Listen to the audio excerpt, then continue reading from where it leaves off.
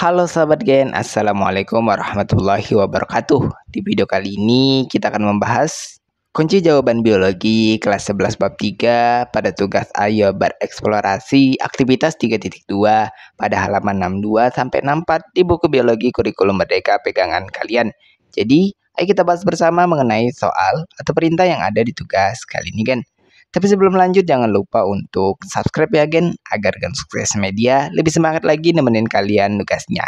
Jika sudah, kita lanjut. Bagian berikut ini adalah perintah yang mesti kita kerjakan pada tugas Ayo bereksplorasi aktivitas 3.2 ini.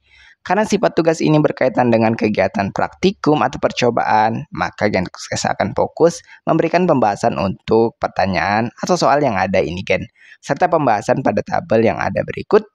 Adapun hasil pengamatan yang kalian dapatkan, ini bisa menyesuaikan dengan pembahasan yang ada nantinya. Jadi simak pembahasan setelah ini. Untuk soal atau pertanyaan pertama, jaringan apa saja yang kalian amati sebagai penyusun daun monokotil? Bagian pada daun Roe discolor, yang mana ini mewakili tumbuhan monokotil, berikut adalah jaringan yang dapat diamati pada pengamatan sayatan paradermal dan melintang. Untuk sayatan paradermal, dapat teramati adanya epidermis, kemudian dapat juga ditemukan stomata, terutama pada epidermis bawah, dan juga bila ada dapat ditemukan yang namanya trikoma. Kemudian untuk sayatan melintang, itu dapat ditemukan epidermis, baik atas maupun bawah, dengan kutikula di epidermis atas. Kemudian ada mesopil, tapi tidak terbagi menjadi jaringan palisade dan spon, hanya berupa jaringan spon.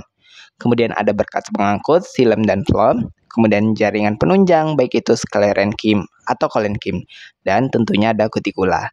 Karena Roe discolor adalah tumbuhan monokotil, maka tidak terdapat jaringan palisade, dan mesopilnya homogen, hanya terdiri dari jaringan spon. Berkas pengangkut juga tersebar secara asak di seluruh daun.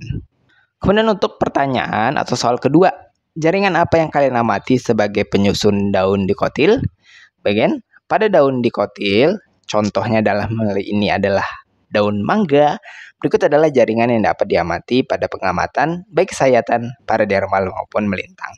Untuk sayatan secara paradermal, terdapat epidermis, stomata, dan trikoma jika ada.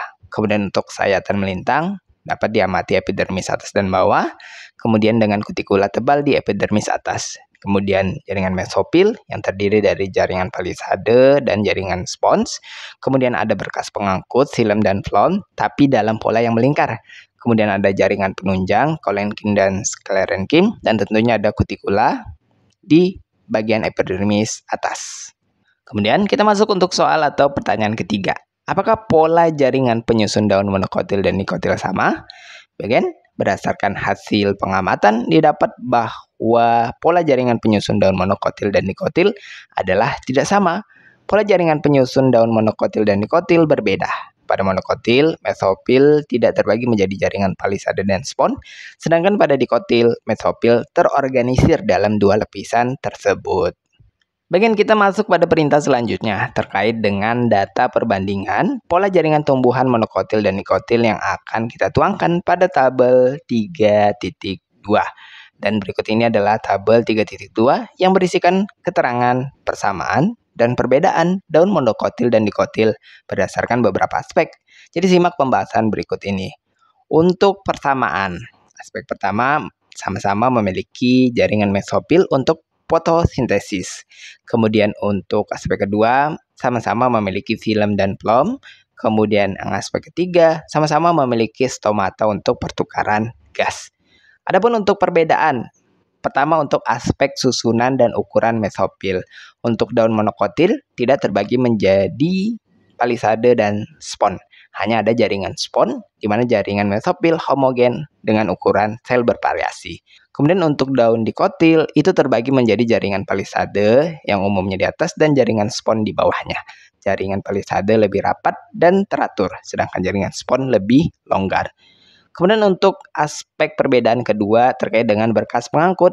Untuk monokotil, tersebar secara acak di seluruh daun.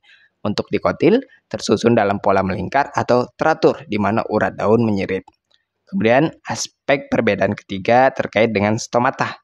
Untuk daun monokotil biasanya tersebar merata pada epidermis atas dan bawah, sedangkan untuk dikotil, stomata lebih banyak di epidermis bawah dibandingkan epidermis atas.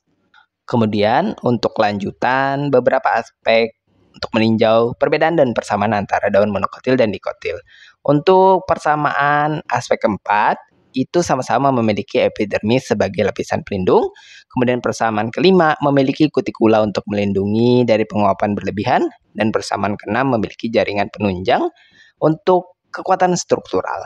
Adapun untuk perbedaan terkait dengan aspek epidermis, yaitu aspek keempat, monokotil epidermis atas dan bawah serupa mengandung stomata. Sedangkan dikotil epidermis atas dan bawah sedikit berbeda, di mana epidermis bawah lebih banyak stomatanya.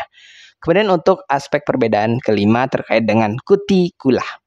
Nah, kutikula untuk monokotil itu ada di permukaan atas tetapi tipis, sedangkan dikotil kutikula lebih tebal di epidermis atas untuk mengurangi kehilangan air. Untuk terakhir, aspek perbedaan keenam terkait dengan jaringan penunjang. Untuk monokotil terdapat sklerenkim di sekitar berkas pengangkut, sedangkan di kotil ada kolenkim atau sklerenkim ditemukan di dekat berkas pengangkut dan ada di epidermis juga. Bagian kita masuk pada perintah atau soal terakhir. Buatlah kesimpulan mengenai jaringan penyusun daun monokotil dan dikotil berdasarkan hasil penyelidikan kalian. Bagian daun monokotil dan dikotil memiliki perbedaan mendasar dalam struktur jaringan penyusunnya. Pada daun monokotil, jaringan mesofil tidak terbagi menjadi jaringan palisade dan spon, melainkan terdiri dari jaringan homogen yang lebih sederhana. Berkas pengangkut pada daun monokotil tersebar secara acak dan tulang daunnya sejajar. Stomata biasanya tersebar merata di epidermis atas dan bawah. Sebaliknya, pada daun dikotil memiliki struktur mesofil yang lebih kompleks, terbagi menjadi jaringan palisade di bagian atas dan jaringan spon di bagian bawahnya. Jaringan palisade lebih padat dan berperan besar dalam fotosintesis, sementara jaringan spon memiliki ruang antar sel yang lebih besar untuk terjadinya pertukaran gas. Berkas pengangkut pada daun dikotil tersusun secara lebih teratur mengikuti pola melingkar, dan tulang daun berbentuk menyirip atau menjari, di mana stomata lebih banyak ditemukan di epidermis bawah. Meskipun berbeda dalam detail struktur, baik daun monokotil maupun dikotil memiliki fungsi yang sama, yaitu mendukung proses fotosintesis, pertukaran gas, dan transportasi air, serta nutrisi.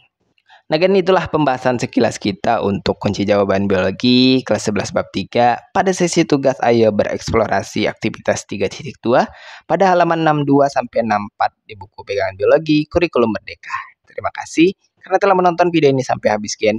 Jika dirasa video kali ini bermanfaat, jangan lupa untuk like dan subscribe ya, Gen. Sampai jumpa di video berikutnya dan wassalamualaikum warahmatullahi wabarakatuh.